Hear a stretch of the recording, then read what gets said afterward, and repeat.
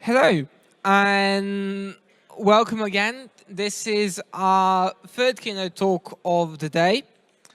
And this time it will be presented by PierLuigi Cassale, who has worked both in academia and industry, developing machine learning algorithms and data analysis for Internet of Things applications.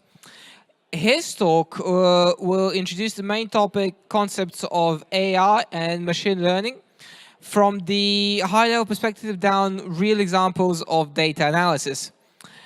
And an overview of examples on how both AI and machine learning is currently used in TomTom will also be provided. So without any further ado, please give a big round of applause for our next keynote speaker. Thank you. Thanks.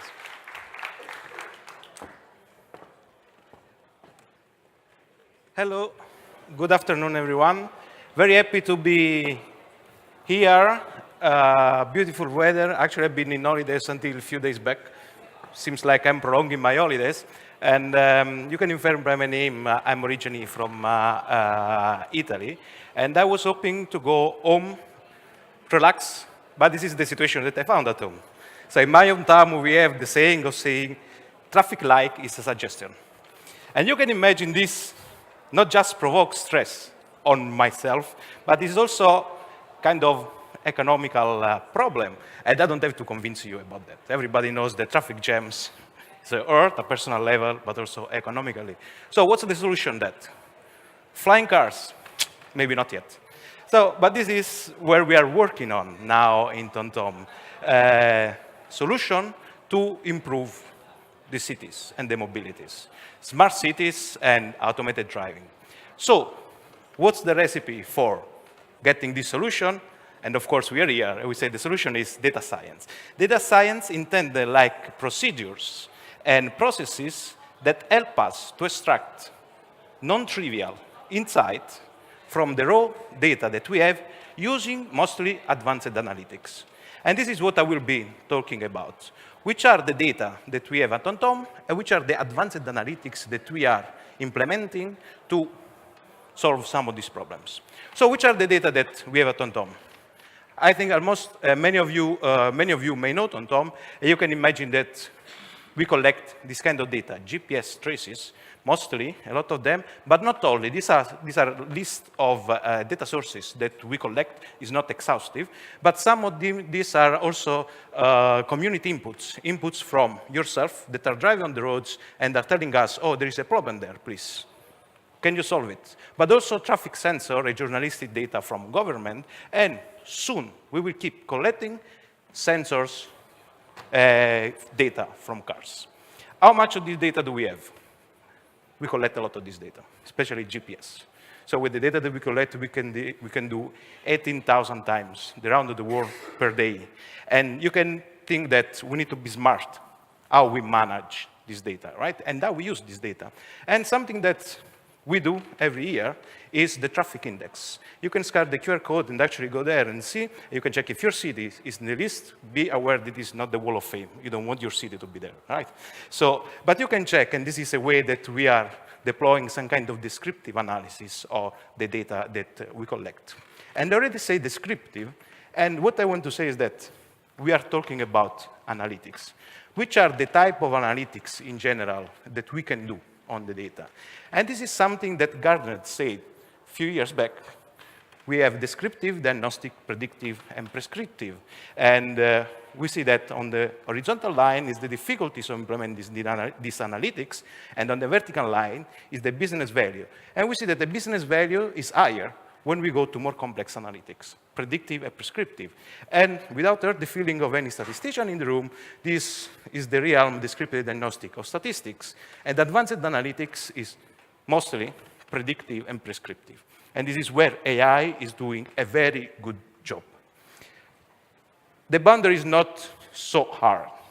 It's not a fixed boundary. It's a fuzzy boundary. In fact, everybody of you playing with machine learning know that some of the good predictive algorithms are, for example, naive Bayes or linear regression that come from statistics. But also, you know that algorithms like decision tree can be diagnostic. You can explore them and understand what happens in the data. So let's talk what is AI. AI, we have heard about it. AI has been always defined as the branch of computer science that aims to develop algorithms that are capable to solve tasks where humans are much better. Which are these tasks, for example? Recognizing faces or understanding natural language. These are tasks that humans are very good. We are very good at doing this. Machines now are starting being good. But at that time, during the early 50s, we didn't have enough computational power to solve these tasks. And the main points, the main algorithms were based on logic. Still, we have a good inheritance from this. If you think the modern way of programming big data, MapReduce, come from the functional programming that has been created in the year, particularly from the Lisp programming that was invented at the time. We still use some of the concept of the AI that has been developed in the time. But something in the 80s happened. Machine learning, set of algorithms capable to learn from data and find patterns inside the data. And this brought AI again up. And we start developing this algorithm as researchers, more and more understanding how to use this data. What's the limitation at the moment? The amount of data. In the 80s until 2000, we weren't capable to store huge amount of data. And now what's happening, this machine learning domain is growing and growing towards something that is called deep learning, that is somehow solving the problem of tasks that humans do better. Deep learning systems are capable nowadays to recognize faces almost as equal as humans. Somebody says even better. I would say that AI is a branch of computer science. So what's the difference between software development and machine learning? Here an example. We want to recognize letter. If we take a software development approach, what we do here is we go there, we start setting rules for each one of the characters. O is a circle, a Q is a circle with a straight line, T, two perpendicular lines, one on top of the other, and so on. So what we do, we create an algorithm that we program in a programming language, Python, Java, C++, the one that you like the most, and we put an input, and from the input, we receive an output that is always the same. Unfortunately, we have to deal with the real world. And even if we are capable of setting rules in that respect, also going through several languages is difficult. And this is where machine learning can help us. In fact, we have now plenty of machine learning algorithms that are already there, that we can use. And the best way that machine learning works is by giving input and outputs, what is called supervised learning. This supervised learning creates a learned program, a set of rules in general, where we can keep a new input and we produce an inferred output. Inferred, that's why we call them prediction, because there is always a degree of confidence associated with the output. It's never true 100%. And this is the shift that is important to do between the two disciplines. The output is always inferred.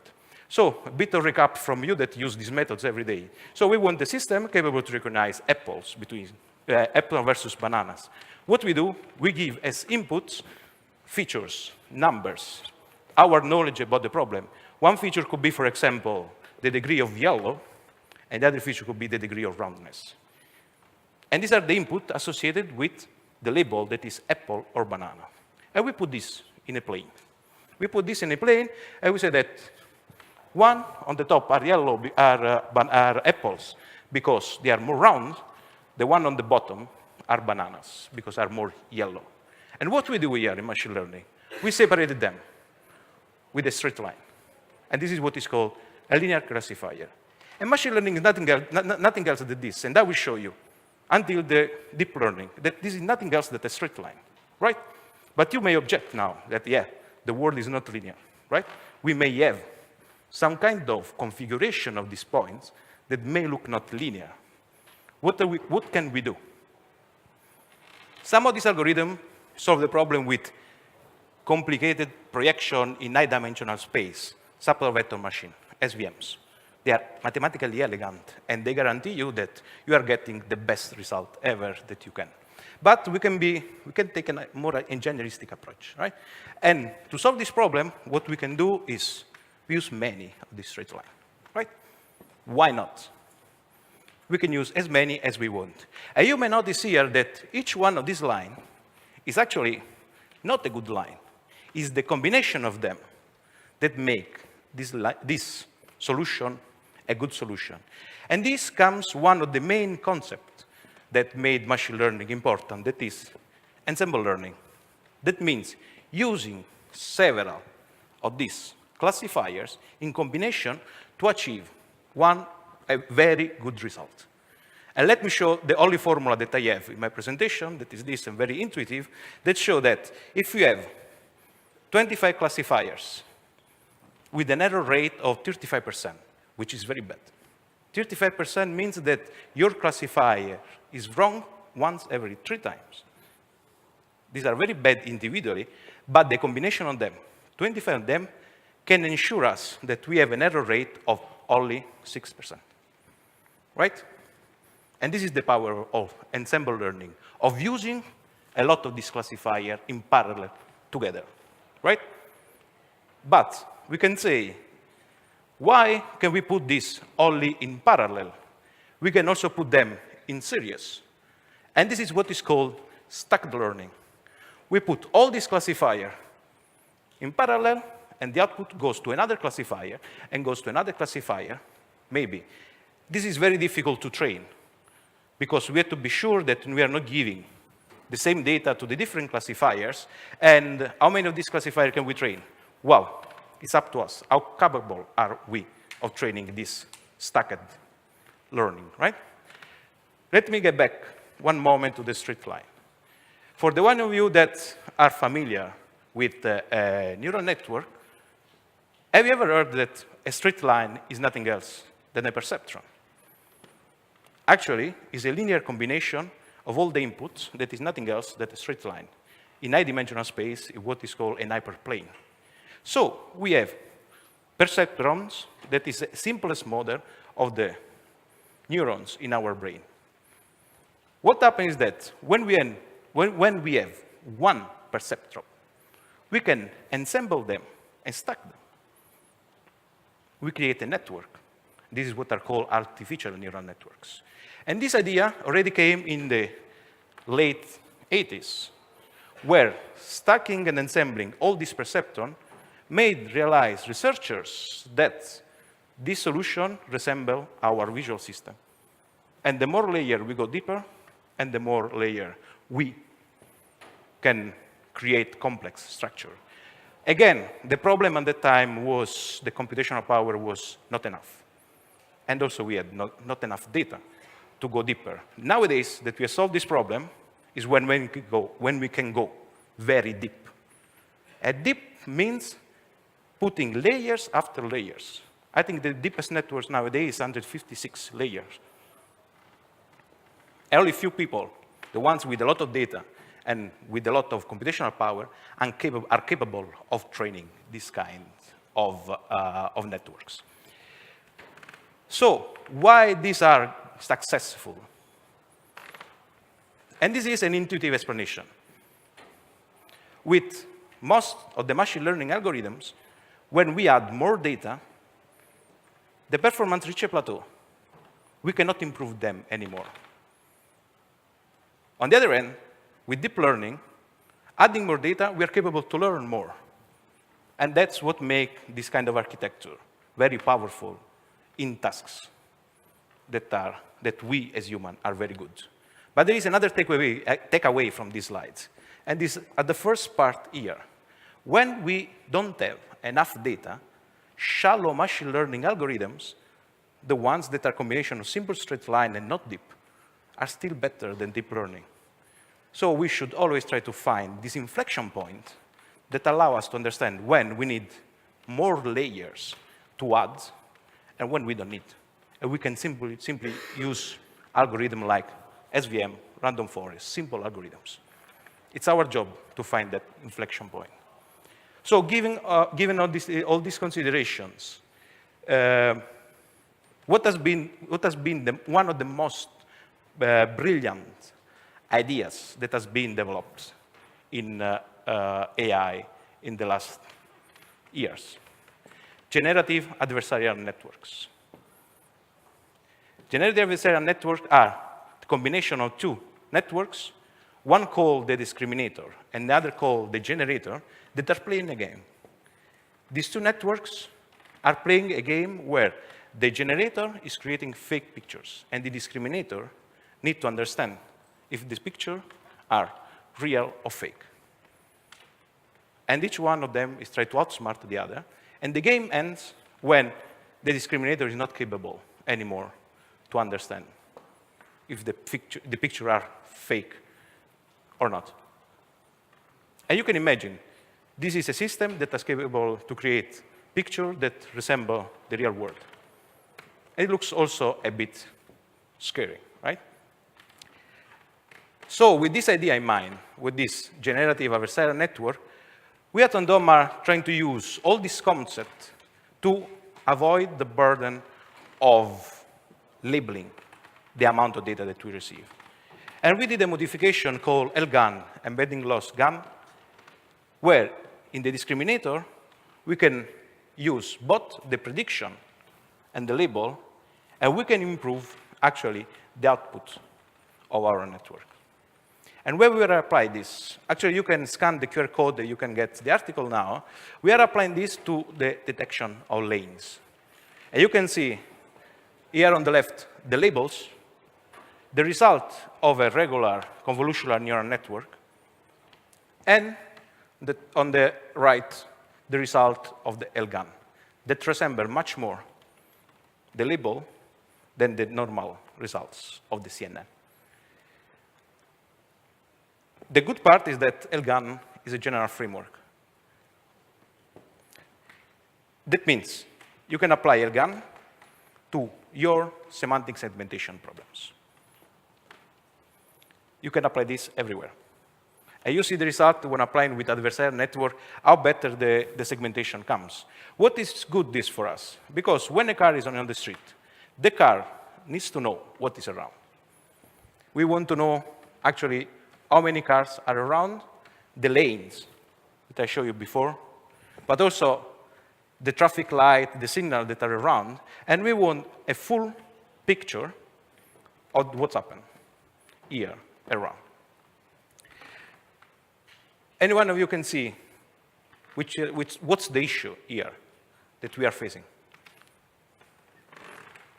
The issue is that these pictures may look similar, but due to luminosity, weather condition, even from country to another, we have some shift. And what should we do? Should we retrain all this, all the algorithm again? And this is where we are working now. We are working a lot on domain adaptation. That means we have our data set.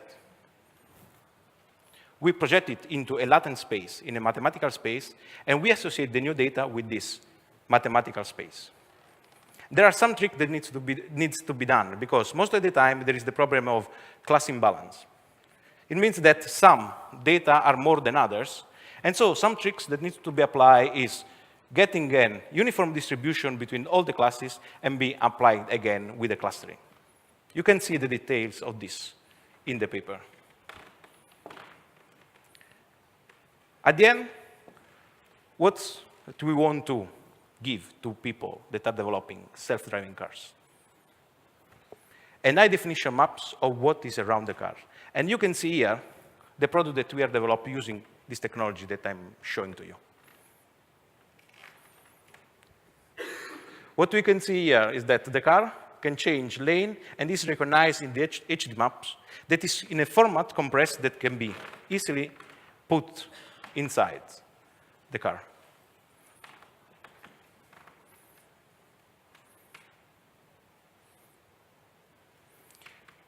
And going toward something nicer, self-driving cars are nice, but driving is also a pleasure, right? We should enjoy our driving. And this is why we have developed what is called TomTom road trips, where we are sharing trips and routes created by ourselves. And actually, if you scan the QR code, you can also see which are the routes that are around you right now. And I will use some time to scan the QR code.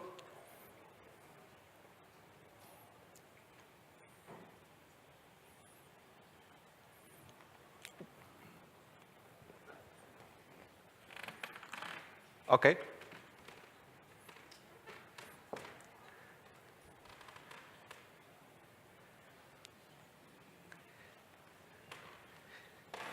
How many still? Raise your hand. OK.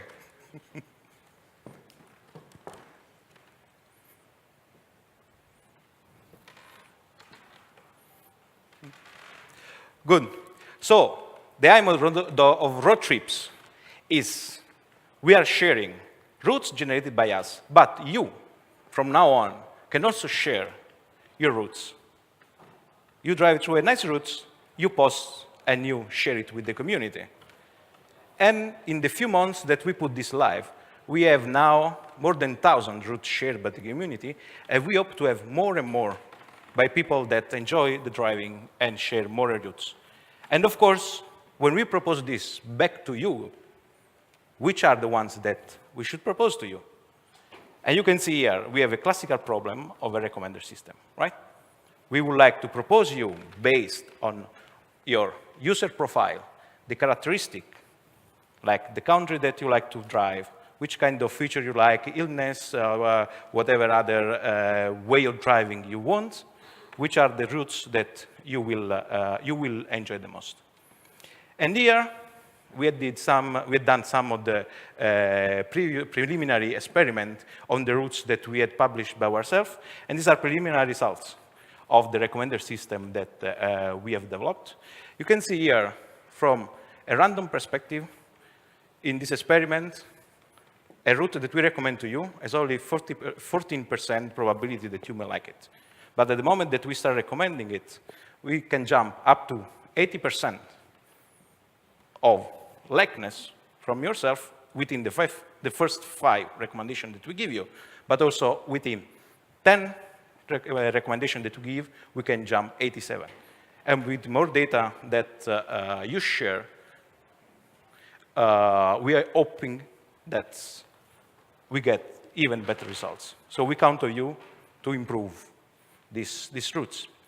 And let me close this talk by sharing these slides. All that I've been telling you about training algorithm, machine learning, and the nice things that we enjoy doing in data science is the small black box here. This picture represents the time spent by engineers at Google in the task that is in the box. So, and the tasks, the amount of time spent in these tasks, in the task of training machine learning algorithms, is the black box, where people spend time actually is on the ecosystem around this.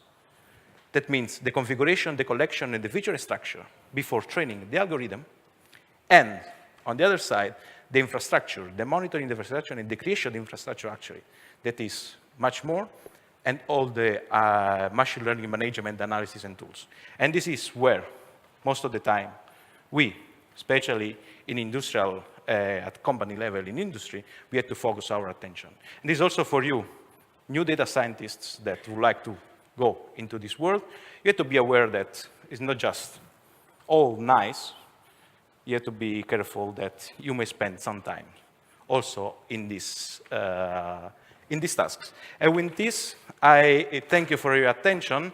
And with a message, if you like some of the things that we are working on, we are hiring worldwide, but also here in Belgrade. And I will be around at booth at TomTom if you want more technical detail of the things that I've been talking about.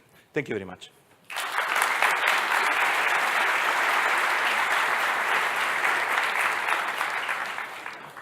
Thank you as well, and I can assure you that they do have some questions. The first question concerns the learning models. So, have you worked with unsupervised learning models? And if you did, which models have you used and why? Yes. Well, I think that in the training in the training workshop that we did, we have been using DBScan, for example, to cluster geospatial data. But the point is that, especially, and this is general in machine learning is always true, but with unsupervised even more, because we don't have labels, so we need to check what's happening there. There is no one algorithm that fits all. This is what is called the no-free lunch theorem. When you have an unsupervised problem, it's only good to check as many unsupervised model you can generate and check by eye, by human eyes, which is the one that is fitting better. So to answer the question, we can try them all, right? And today is not a problem to try all the unsupervised learning algorithms that are out there. Thank you.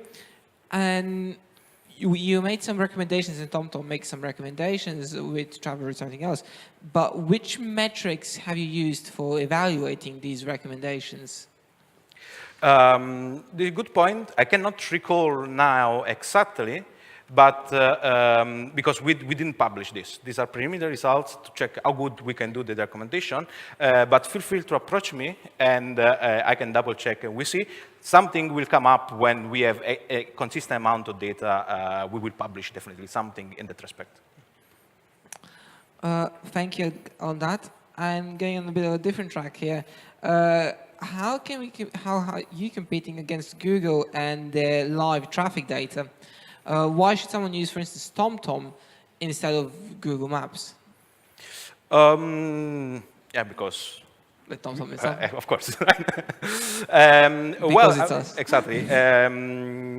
Without going further into the details, I mean, one of the efforts that we've been taking in TomTom since many years, and now we have been GDPR compliance since the beginning. So especially now with this change in privacy regulation, I think that this position is much better than American companies that may be still adapting.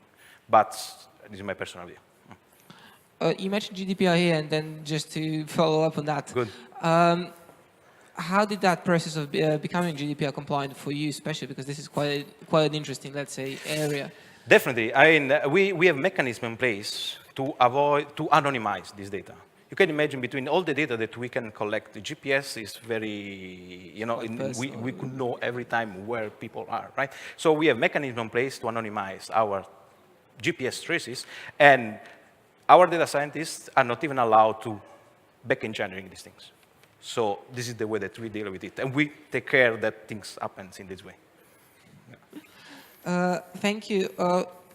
You mentioned users' videos here, but how are you going to solve the angle problem from users' videos? Do they have to use 360 cameras, or are you thinking about yes, in these videos, actually we use what is called MoMA. So there are actually 360 cameras with LiDAR, and this is the way that we deal with it. And this is the way that we are capable to create HD maps. Right? We are working also on using normal cameras, and I cannot say too much in that respect, but the first video that I showed was done with a normal camera and not with MoMA data. Thank you. I have here one for you because you mentioned flying cars. So are underground cars better than flying cars? What do you think? The problem is not getting congested again. So underground, we have less space. Maybe flying, we have more space, so we can put more cars. I don't know. Thank you. I have a question regarding the scalability of this. How scalable is this? You mean the video or the? Yeah, I mean both. Exactly. Actually, yes. We deliver worldwide, right? Mm-hmm. And this is scalable because it needs to be by business terms, and that's why we are working on strategies based on AI to remove the burden of labeling and retraining. So it's scalable with the opportune measure, but we are working to make it even more scalable. And in the work you did so far, what were some of the challenges that you faced, some of the obstacles that you had to So definitely when you put data science in a big company, there is always an organizational challenge. right? And I would say that at technological level, we didn't have a great challenge because we were developing new technologies. Is when you go into the organizational part, how do you structure such a big company, data science team? This is where you face most of the difficulties. Thank you. Just recently, you were here as well. We had this panel discussion of the maturity levels of the companies of data science projects. So how would you scale TomTom in this, this area? Actually, for TomTom, it's a difficult question because that's why my title is Group Data Scientist, because I'm at group level. TomTom is a group of independent units that they work as separated company. So we can apply the maturity level for each one of these units, and we have some that are maturity level 4, some that are maturity level 2, and we are trying to match them. I would say that it's not a strict rule, this maturity level, also because it again, takes more the organizational aspect than the technical implementation that you do, and it's a clustering, right? So a clustering is never perfect. Never is, but we try our best. Exactly. Exactly. And it's talking about clustering and trying our best. I want to talk to you a bit about the next steps. So what is the future? How do you see this proceeding, this project? Yeah, exactly. In the direction that I mentioned at the beginning, smart cities and automated driver. So, this is where we put our bets and our challenge as a company in general. Yeah, and you also did some work with Internet of Things, so you can also, let's say, involve there. Do you see some involvement there with smart cities? Yeah, we are in touch with several cities to deploy these things. to try these things out. Okay, I don't have any questions here anymore, but I do think this was quite a good discussion here. And on this note, I would like to conclude this talk. I would like to thank you for giving this talk, and on behalf of the conference, I would also like to give you this certificate of appreciation. Thank you very much.